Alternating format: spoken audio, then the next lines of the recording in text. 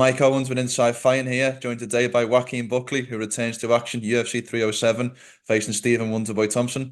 Joaquin, always a pleasure, my man. How are things with you today? Man, things is good. Just had my last hard session today. Just was working with my guys from St. Charles MMA, and we put in some good work. So, man, I'm excited, man, just to show the world, hey, it's levels to this game. When do you fly out to Salt Lake City? Monday, funny enough. Monday. Yeah, Monday. Good. So, going out there just a little bit early, actually a week, before they actually send us out there. So they wanted us to come out October 1st, but I said I need an extra little week just to make sure, everything is okay. Have a little shakeout in Utah, see how the body feels. And, after that, man, it's go time. Have you ever fought at elevation? And if so, how are you planning to deal with it? The only place I fought that not too high, but I believe Vegas is somewhat, but other than that, just Utah. I have never fought in high elevations like in the mountains and stuff like that. So, I'm definitely intrigued to see what I'm gonna be experienced when I'm out there. They said a lot of good head kicks, come in Utah. So I did I want to don't want ask to be on about the that. wrong end of that. I wanted Yeah. to ask about that. UFC 278, Leon Edwards versus Kamaru Usman. UFC 291, Justin Gaethje versus Dustin Poirier 2. Yeah, yeah. And you have a 57-0 kickboxer against the guy with the best kick knockout in UFC history, possibly the Yeah. best knockout in UFC history. So Right. I imagine it feels like the perfect place to have this fight. Exactly, man. So, between both of us and our styles, man, we can't help but, put on some fireworks. But, I'm definitely intrigued, yet again, to see what it feels like. I've been working really hard. I've been training, in unique ways, I'm gonna say that, right? To try to emulate that, because a lot of guys they use the VO2 mask. I wasn't a real big fan of that when I was using it, because I feel like, even though it was restricting my air, I was still able to suck in whatever oxygen I was getting in. So it was really kind of making improper, breathing techniques for me. But regardless of that, I looked up and I just did some studying and I realized, there's a lot of several ways that you can do it. You can hold your breath while you're working out. So I would use, 25 seconds, to hold my breath while I'm doing a high intensity workout. And I ain't gonna lie to you, it sucked, right? You know what I mean? Trying to do rounds like that, but Mm. trying to really try to just get my body used to, having that limited air, because that's the whole point of being in elevation. You have only a limited supply of oxygen that's, your body is able to consume and your bloodstream able to produce. So I really feel like for me, it's just like, not only was I working, physically, but I had to really sharpen my mind and do different things for this camp, so I think it's going to be, apply the results when I go out there. We'll be back to the video in just a second, but first, I got to remind you the NFL season is in full swing, and Inside Fighting has partnered up with DraftKings, an official partner of the NFL, to bring you an amazing offer. And right now, if you go download the DraftKings Sportsbook app, new customers who bet $5 will receive $200 in bonus bets just by using promo code Inside Fighting.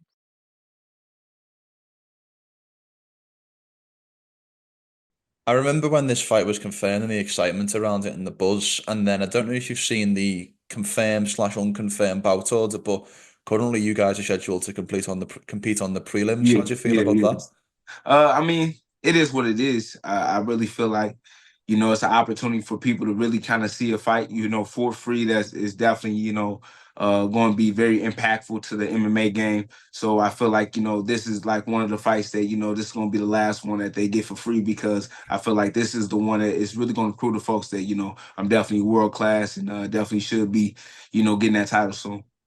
What was your first reaction when you got offered the Stephen Wonderboy Thompson name? Because I imagine this is a name or the type of fight that you've been craving for so long. Yeah, I mean, be honest with you, we was hunting for it for a minute, I had conversations with somebody that is higher up, you know what I mean, and definitely in control in the UFC. So me having them conversations with him, that was the fight that he wanted to see anyway. So I already knew that the fight was eventually gonna get made. It was just up to Wonder Boy whether he was willing to take it or not. So we was already knowing that Wonder Boy was gonna be the guy. Did something happen between you and Stephen on International Fight Week? Yeah, so nothing crazy. Yet Mm. again, I'm just trying to push him to make the fight happen. But I really feel like, at the end of the day, with me and Wonder Boy, it is what it is. I try to be myself no matter where I go, but I feel like for me, it's just that, Wonder Boy is the type of individual that, yet again, when you got him on camera, he's a smiling in your face, he's saying nice things, but at the end of the day, it's the fight biz. So, however he made me feel that day, you know what I'm saying? I don't think it was the nice guy like everybody mentioned, but I feel like at the end of the day, bro, we can always squabble and always mend those little feelings, in the cage. So it's all good. I caught up with Stephen a couple of weeks ago and I asked him about this fight and I asked him about how he thinks your game plan's going to be in this fight, and he said that he feels like Joaquin's the type of guy who's going to stand and bang with him. But then I see your Instagram profile picture and it's a picture of you with the Nurmagomedov Papayeka, if I'm saying it correctly. So Nah, give I us a got little you. bit of an insight. Do you think it's a stand and bang fight, or do you feel like you need to mix in the wrestling at some point? I mean, it's a fight that I feel like it's just gonna be a fight. So that's exactly what I'm gonna make it. I feel like it's up to Wonderboy whether he wants to make it an easy one or a hard one. So, at the end of the day, I feel like, it's a lot of things that I'm gonna be able to do in that cage and in that octagon, but it's all up to Wonderboy. So, depending on what he does and what his actions are, that's how I'm gonna answer. Yeah. 100%. 100%. This feels like the fight that catapults you not only into the top 10, because obviously this year's been a big year in getting you into those top 15 rankings, but it also feels like this is the type of name to get on your resume that people really start talking about title contention for you. Do you see it in those terms? I do see it in those terms, because obviously with Wonder Boy and who he's been, throughout his whole career, he's always been a high level fighter. I think this is the almost the lowest ranking that he's been in, what I mean, since being signed with the UFC, right? So for the longest time, he's been up there number one, number four, number five, now he's what, number nine? So I feel like, it's not just the ranking, that I'm looking for, but it's the name itself. So Wonder Boy and what he's been able to offer to the UFC with his incredible fights, I believe, just not just beating him and getting my hand raised, but just in a dominant fashion that I believe that I can do it in, and doing something that a lot of people have not done to Wonder Boy. I feel like, that's really what's going to prove to people that, I'm definitely ready to fight for the title. But I feel like I got one more name before, I actually get to the belt. So, right after that win, I got a little special call out as usual. But Yeah. it will be such a big win for you, because just thinking about who Wonderboy's lost to, I think everybody who's defeated them has either won a UFC title or fought for a UFC title. So that's very, very esteemed company when you think about the guys who've been able to get that win over Wonderboy. Right. Right. That's very true. That's very true. So yet again, trying to put myself in that same category. Yeah. Who's the call out? Yeah, you gotta wait on that. You Any gotta wait on it. clues? Any clues? No clues, no clues. I really feel like for me, my main focus should be on Wonder Boy and doing what I'm doing to him. But yet again, once I go out there and do exactly what I plan to do, I feel like, once I get that call out and once I call out that name, the whole world will be ready to see that fight too. Yeah. But you said a couple of minutes ago that you feel like after this win, it's one more, and then a title fight is a Yeah, one more. feasible next. Yeah, it has to be. It definitely has to be. Yep. You seem very confident in that, given that there's a bit of a logjam at the moment when we see Shavkat Rakhmonov feels like next, but then we also have Kamaru Usman Yeah, piping up and saying he should get the next opportunity, and there's of Ian course. Gary, there's Sean Brady, so Of you course. seem very confident that that's the path forward.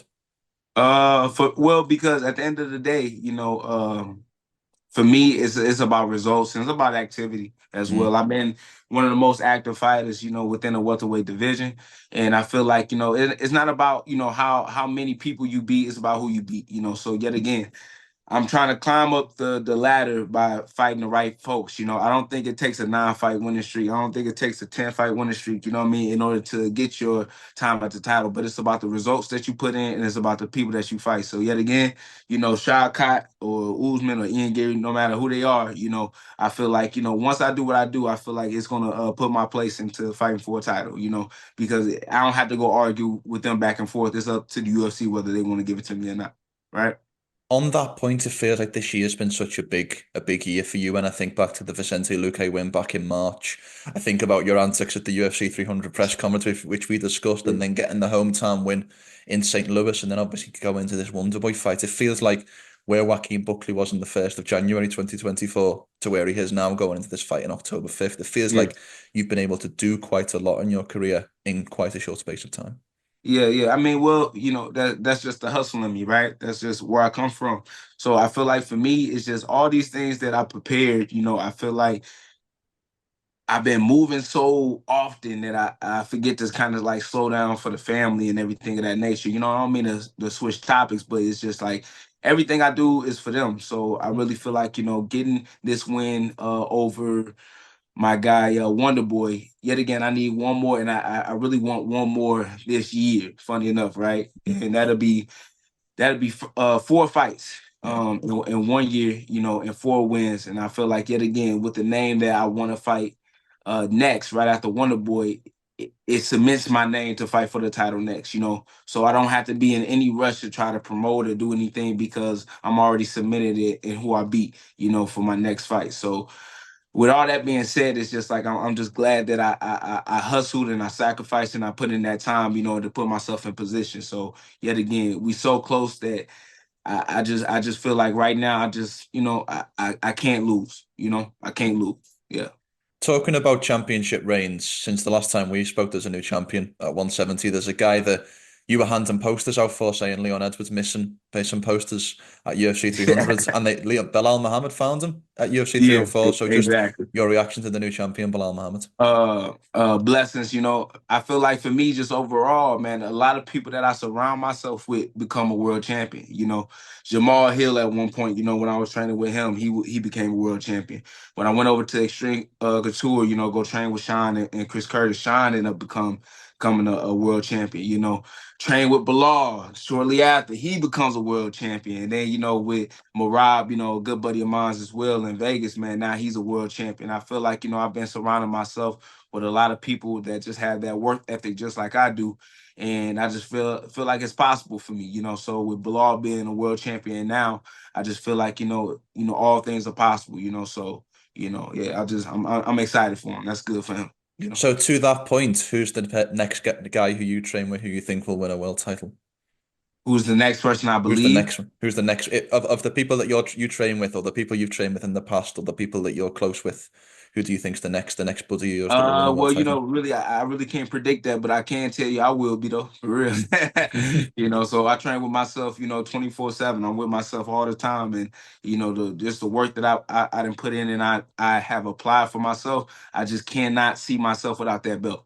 I just can't see myself without that belt. So I'm gonna just keep going, So yeah. Do you envisage a long reign for Bilal? Uh, a long reign. I can't imagine a long reign when I'm right behind him. So Hmm. at the end of the day, I think he's a wonderful champion because he's doing exactly what he needs to do in order to keep the division alive. You see that he called out Shavkat. You see that he told Kamaru Usman that he can get to work as well. So those are the type of things that you want to see because at the end of the day, every fighter just wants that opportunity. And I'm also going to be the type of fighter as well, as hard as I work to get to the belt and the things I have done to put myself in position, I'm also going to be given those opportunities as well. So, that's all we need is great champions within the welterweight division. Yeah. If and when you get to the world title fight, do you envisage it will be Bilal Muhammad standing across from you, I or know do you it's going think? to be below. I know it's going to be below. Yeah. I So know it in is.